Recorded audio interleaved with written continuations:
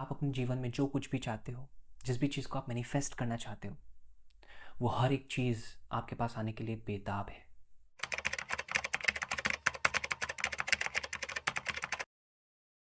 ये बात मैं नहीं कह रहा हूँ, ये बात रूमी कह रहे हैं।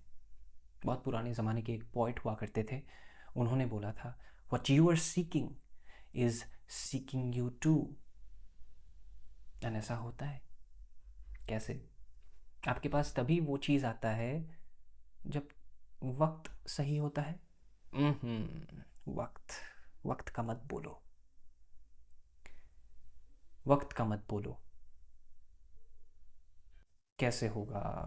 वक्त का मत बोलो बस। बहुत पेशेंस रख लिया, बहुत वक्त गुजर गया, अब और पेशेंस नहीं रखा जाता है। अगर दिमाग में इस तरह के ख्याल अभी आ रहे हैं तो बने रहो, क्योंकि ये बहुत इम्पॉर्टेंट है समझना। आपको केपेबल बनना होगा। You have to be deserving. सही वक्त वही है, सही वक्त ऊपर वाला डिसाइड नहीं करता है, वो आप डिसाइड करते हो। वो आपके पास आता है, तभी आता है जब आप केपेबल और डिजर्विंग बन जाते हो।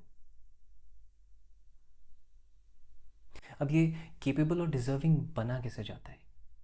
क्या इसमें हार्ड वर्क लगता है? आई डोंट थिंक सो, इसमें हार्ड वर्क लगता है। कोई भी चीज़ आपके पास कब आता है और वो सस्टेन करता है? ध्यान से सुनना इस बात को।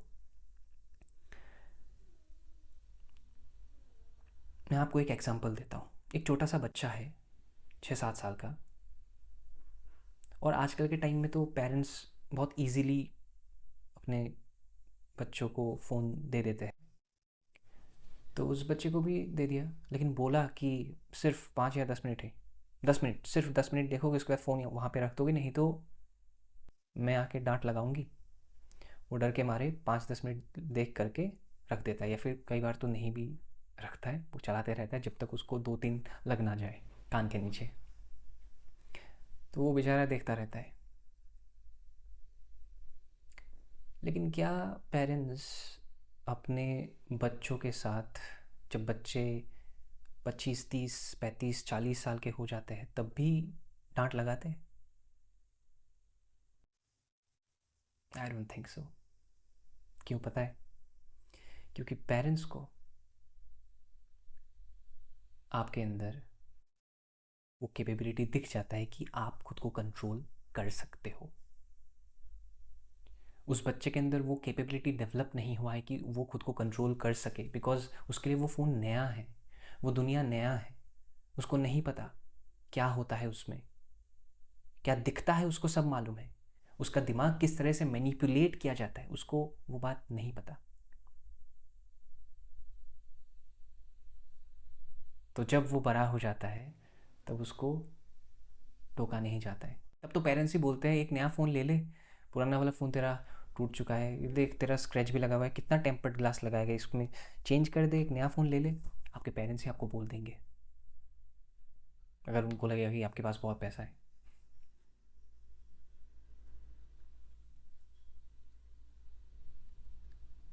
आप समझ रहे हो मेरा बात? बहुत इम्पोर्टेंट है।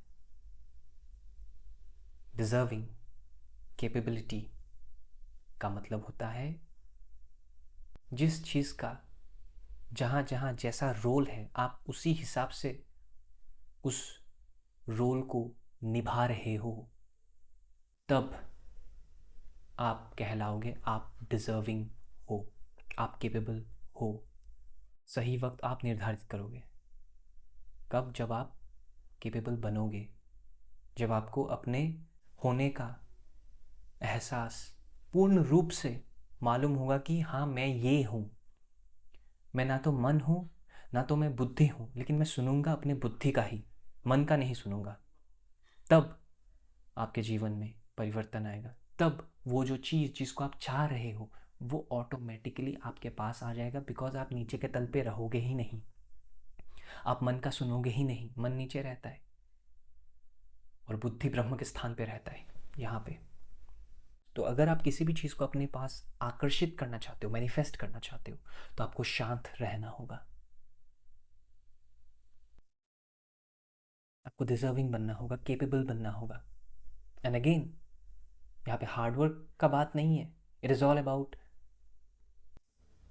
कि आप किसका सुन रहे हो, और जो आपका रोल है, जहाँ जहाँ भी आपका जैसा जैसा रोल है, क्या आप उन सभी रोल्स को सही ढंग से निभाते हो।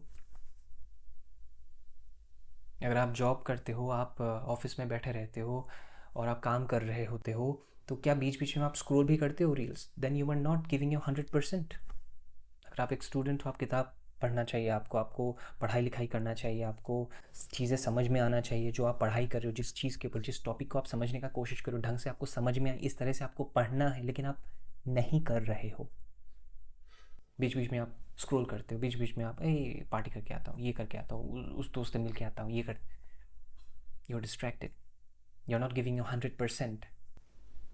प्रायोरिटीज़ जब सेट होता है ना इंसान का, तो कोई आपको हिला भी नहीं सकता है, मन भी टूट जाएगा, मन भी कुछ नहीं कर पाएगा, मन भी बोलेगा कि ये पूरा लगा हुआ है फुल फोकस में, इसको डिस्ट्रैक्ट करना नामुमकिन है, छोड़ दे, मुझे तो लगता है इसको पास पूरा करवाना ही होगा, टॉप करवा दूंगा इसको कॉलेज में पूरा, नहीं तो ये मेरे पास आएगा ही नहीं।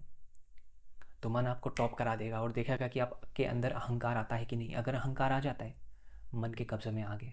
लेकिन अगर आप लाते नहीं हो अहंकार, या फिर आता ही नहीं है, या फिर आता है लेकिन आप समझ जाते हो कि अहंकार आ रहा है, उसी समय आप पॉज हो जाते हो, रोक लेते हो, इसको शिफ्ट कर लेते हो, अपने आइडेंटिटी को शिफ्ट कर लेते हो, और आप हम्बल बन जाते हो।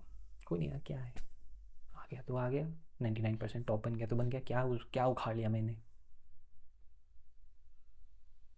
तो आपको और दिया जाता है, बिकॉज एक तो आप तृप्त हो गए, जैसे आप तृप्त हो जाते हो, आपको और दिया जाता है।